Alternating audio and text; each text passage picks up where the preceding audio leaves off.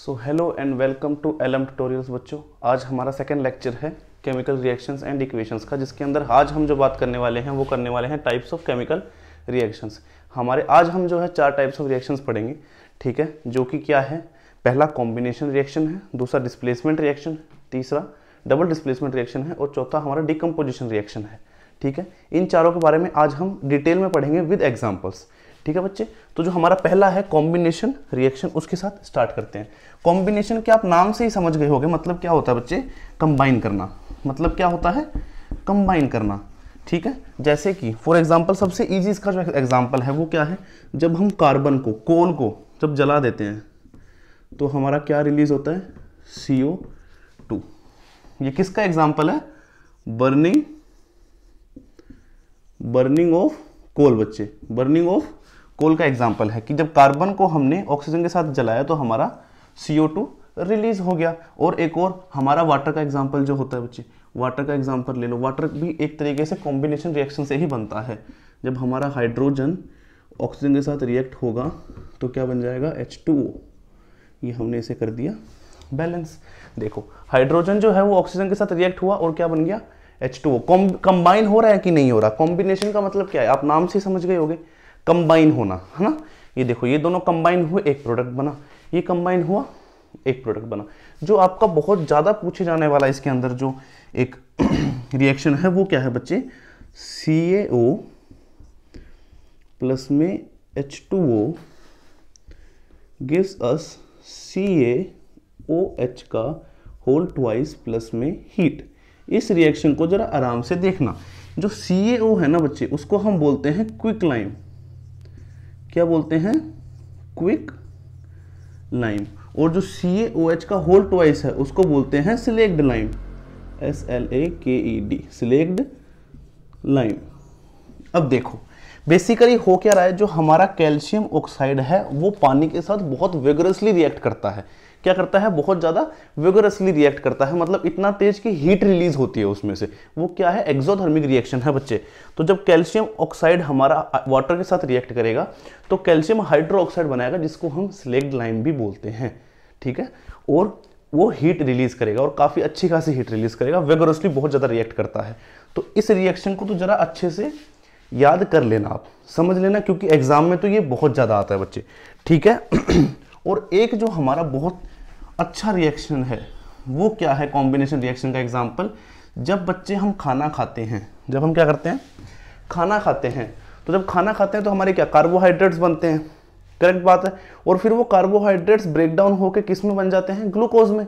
सभी ने सुना होगा ग्लूकोज क्यों पीते हैं, जिससे एनर्जी आती है। तो ग्लूकोज क्या करता है, ग्लूकोज जो है वो हमारे ऑक्सीजन के साथ रिएक्ट करता है हमें एनर्जी देने के लिए। ग्लूकोज क्या करता है, ऑक्सीजन के साथ रिएक्ट हमें एनर्जी देने के लिए। और वो ऑक्सीजन कब मिलता है, जब हम सांस लेते हैं, करेक्ट बात है, हम सांस लेते हैं। तो ये जो रिएक्शन है वो किसका है बच्चे, रेस्पिरेशन का है, ठीक है। ये रिएक्शन किसका है, रेस्पिरेशन का रिएक्शन है कि जब ग्लूकोज C6H12O6, ये हमारा क्या है, ग्लूकोज, ये हमारा क्या है बच्चे, ग्लूकोज, जो किसके साथ रिएक्ट करेगा, O2 के साथ। तो जब हम सांस लेते हैं तो उसके बाद हमारा बाहर क्या आता है, CO2। तो इसका प्रोडक्ट क्या बनेगा, CO2 प्लस H2O प्लस में हमें ये क्या दे देता है, एनर्जी। जब हम दौड़ते हैं बच्चे, तो दौड़ने के बाद हम क्या करते हैं, सांस लेते हैं ना। कहीं भी आप दौड़ने जाओगे तो क्या बोलते हैं कि लंबी लंबी सांस लो।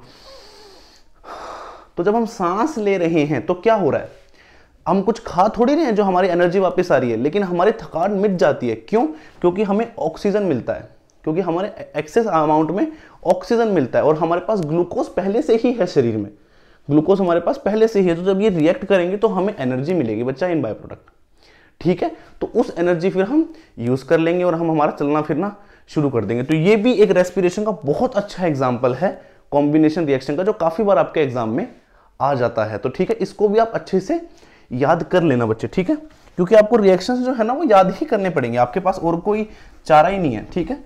या तो आप इनको समझ लो कि ये कैसे रिएक्ट कर रहे हैं, क्योंकि जो भी हमारा प्रोडक्ट बनेगा वो बाहर से आके तो बनेगा नहीं, वो हमेशा रिएक्टेंट्स के साथ ही बनेगा। तो जो भी रिएक्ट हो रहा है उसी के हिसाब से हमारे प्रोडक्ट बनते हैं बच्चे, करेक्ट है कि नहीं। तो बस आप इस तरीके से समझ लेना। अब जैसे कॉम्बिनेशन रिएक्शन है, ये तो हो गया हमारा। अब दूसरा जो हमारा रिएक्शन है बच्चे वो क्या है, डीकंपोजिशन रिएक्शन। क्या है, डीकंपोजिशन रिएक्शन। डीकंपोजिशन रिएक्शन से आप समझ गए होंगे क्या होता है। डिकम्पोज होना मतलब टूट जाना। क्या हो जाना, टूट जाना। जैसा कि जब वेजिटेबल्स वगैरह होते हैं उनको हम डाल देते हैं अर्थवॉर्म्स वगैरह, तो वो क्या हो जाते हैं, डिकम्पोज मतलब ब्रेक डाउन हो जाते हैं। ठीक है, तो डिकम्पोजिशन का सीधा सीधा मतलब होता है ब्रेक डाउन, ब्रेक डाउन करना। ठीक है, इसका जो सबसे ज्यादा पूछे जाने वाला एग्जाम्पल है वो बच्चे क्या है, CaCO3 को जब हम हीट कर दें, CaCO3 को जब हम हीट कर दें, ये क्या है, कैल्शियम कार्बोनेट। इसी को हम कहते हैं बच्चे लाइमस्टोन।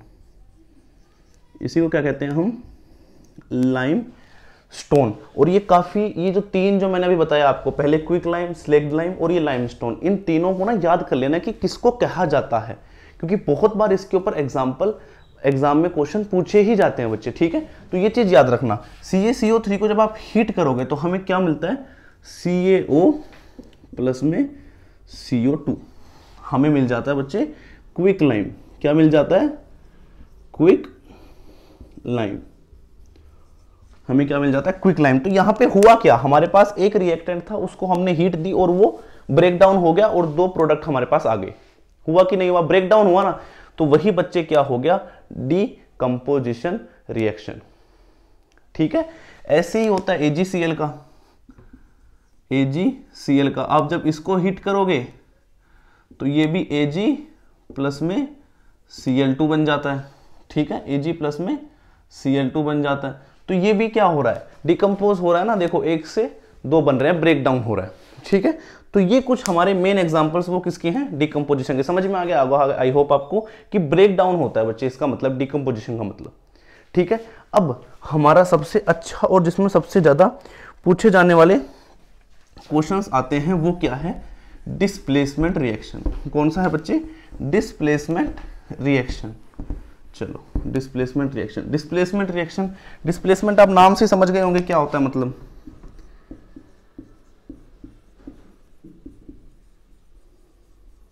अब डिस्प्लेसमेंट तो नाम से ही समझ गए होंगे। डिस्प्लेसमेंट मतलब क्या होता है कि अगर यहाँ पे कोई मेरे साथ एक और इंसान खड़ा हो, मैं क्या करूं, उसको पकड़ूं, उधर सरका दूं और खुद उसकी जगह आ जाऊं, तो मैंने उसको क्या कर दिया, डिस्प्लेस कर दिया। मैंने उसको क्या कर दिया, डिस्प्लेस कर दिया। करेक्ट।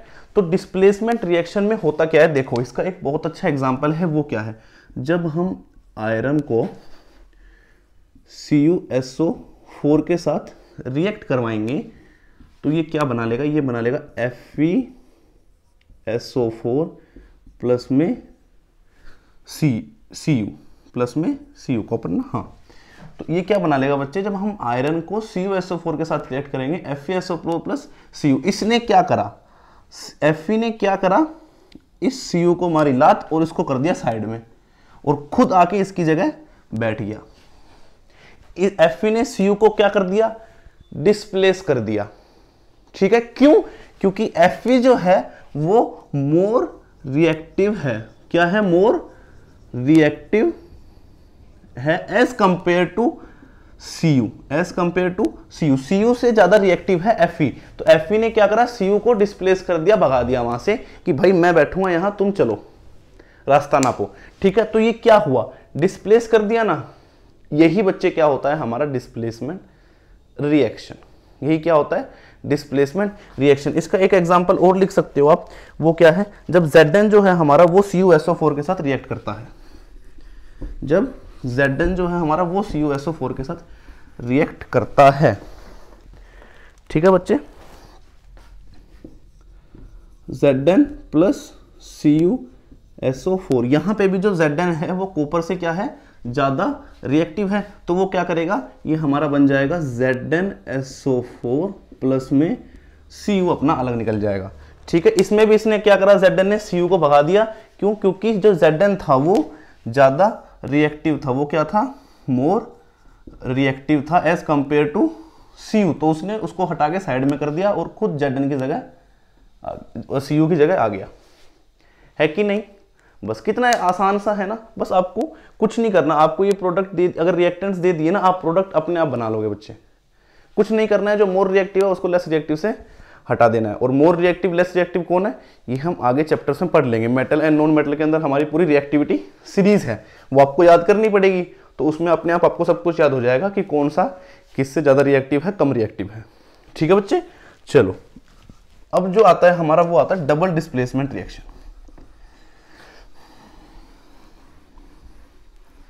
अब बच्चे जो हमारा आता है वो क्या आता है, double displacement reaction.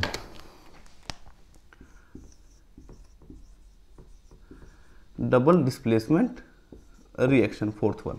Double displacement reaction का मतलब क्या है, पहले तो डिस्प्लेसमेंट रिएक्शन था मतलब सिर्फ सिंगल डिस्प्लेसमेंट हो रहा था, अब डबल डिस्प्लेसमेंट बच्चे।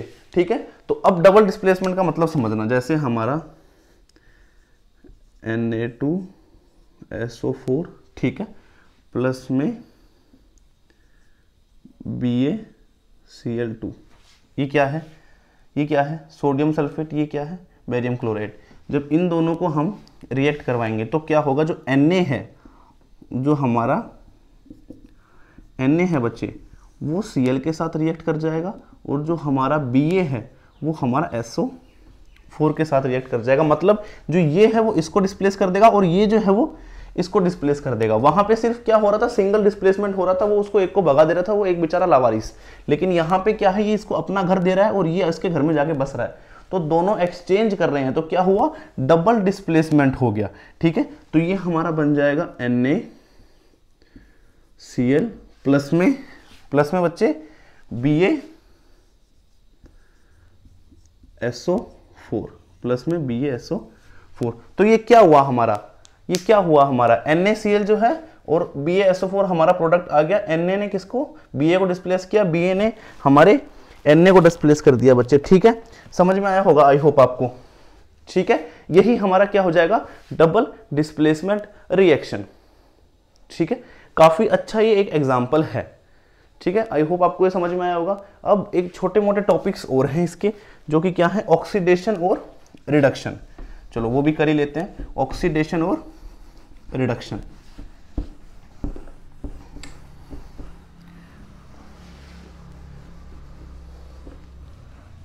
क्या है बच्चे, ऑक्सीडेशन और रिडक्शन। Oxidation and reduction. देखो ऑक्सीडेशन और रिडक्शन, अब आप समझना है इन टर्म्स का मतलब क्या है। ठीक है, ऑक्सीडेशन का मतलब है कि जब भी कोई रिएक्शन में ऑक्सीजन का गेन हो, ऑक्सीजन का गेन हो और हाइड्रोजन का लॉस हो, हाइड्रोजन का लॉस हो, अगर इनमें से कुछ भी हुआ तो वो क्या हुआ, ऑक्सीडेशन रिएक्शन। और रिडक्शन का मतलब क्या है कि ऑक्सीजन का लॉस हो और हाइड्रोजन का गेन हो, तो वो क्या हो गया बच्चे, रिडक्शन हो गया। ठीक है, इन दोनों में से कोई एक भी अगर चीज हो रही है तो वो क्या होगा, ऑक्सीडेशन और रिडक्शन हो गया। ठीक है, अब आ जाओ इसका एक एग्जांपल देख लेते हैं। ठीक है, एग्जांपल क्या है हमारा,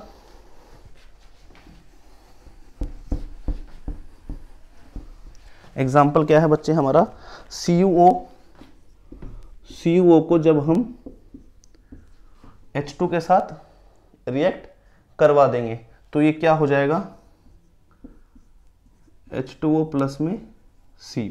क्या हो जाएगा बच्चे, H2O प्लस में Cu, क्या हो जाएगा, H2O प्लस में Cu। तो यहाँ पे देखो क्या हो रहा है, यहाँ पे क्या हो रहा है, ये जो H2 है ना, इसको यहाँ पे क्या मिल रहा है, ऑक्सीजन मिल रहा है कि नहीं मिल रहा। तो जब ऑक्सीजन गेन होता है तो वो क्या होता है, ऑक्सीडेशन। वो क्या होता है बच्चे, ऑक्सीडेशन। वो क्या होता है, ऑक्सीडेशन। और यहां पे ध्यान से देखोगे तो CuO के पास पहले ऑक्सीजन था, Cu के पास पहले क्या था, ऑक्सीजन था, लेकिन अब क्या है, ऑक्सीजन चला गया, तो वो क्या हो गया, रिडक्शन। ये क्या हो गया बच्चे, रिडक्शन हो गया। पहले इसके पास कुछ नहीं था, H2 सिर्फ अकेला था, इसको ऑक्सीजन हो गया, मतलब ऑक्सीजन का गेन हुआ। तो ऑक्सीजन का गेन होगा तो क्या होगा, ऑक्सीडेशन। ऑक्सीजन और ऑक्सी ऐसे याद कर लो, ऑक्सीजन और ऑक्सी, मतलब ऑक्सीजन का गेन हुआ तो ऑक्सीडेशन हुआ। तो ऑक्सीजन का यहाँ पे गेन हुआ तो क्या हो गया, इसको ऑक्सीडेशन हो गया, और यहाँ पे ऑक्सीजन का लॉस हो गया तो रिडक्शन हो गया, मतलब चला गया, है ना, चला गया। तो यहाँ पे ऑक्सीजन था इसके पास, लेकिन यहाँ पे क्या हुआ, ऑक्सीजन चला गया, तो क्या हो गया, हमारा रिडक्शन हो गया बच्चे। ठीक है, आई होप आपको ये समझ में आ गया होगा। अगर आपको कोई भी डाउट है ना बच्चे इस चैप्टर के बारे में, तो आप कमेंट बॉक्स में कमेंट कर दीजिए, या फिर नीचे इंस्टाग्राम और फेसबुक आईडीज का लिंक है, आप वहाँ पे जाके भी डीएम कर सकते हैं, मैं आपके डाउट्स का एक्सप्लेनेशन वहाँ पे दे दूंगा बच्चे। ठीक है, और अगर आपको इसके नोट्स चाहिए, नोट्स भी आपको टेलीग्राम का हमारा चैनल है, उसका लिंक मैंने नीचे दे रखा है, साइंस बाय लक्की महिला नाम से। ठीक है, आप उस पर चले जाइए, आपको वहाँ पे नोट्स विद असाइनमेंट सब कुछ मिल जाएगा बच्चे। ठीक है, जिससे आपकी तैयारी अच्छी हो पाए, क्योंकि एग्जाम्स में ज़्यादा टाइम अभी बचा है नहीं आपके, है ना। तो ये आप कर लीजिए। ठीक है, नोट्स आप वहाँ से देख लीजिए, यहाँ पे समझ लीजिए। नोट्स बहुत ही वेल मेंटेन्ड नोट्स हैं, आपको बहुत अच्छे लगेंगे। ठीक है, पूरा सब कुछ, कोई फालतू उसके अंदर खिंचावट नहीं है, कोई खींचना बनता नहीं है कि भाई एक एक दो पेज की डेफिनेशंस हैं, नहीं, पॉइंट टू पॉइंट बात है, आपको समझ में आएंगे। आई होप आपको ये समझ में आ गया होगा बच्चे। ठीक है, तो आज की क्लास हम यहीं ख़त्म करते हैं। नेक्स्ट क्लास में हम कोरोजन पढ़ेंगे, और इसमें एक चीज़ और है, एक दो टॉपिक्स और बचे हुए हैं, वो हम इस चैप्टर के पूरे कर देंगे बच्चे। Thank you so much.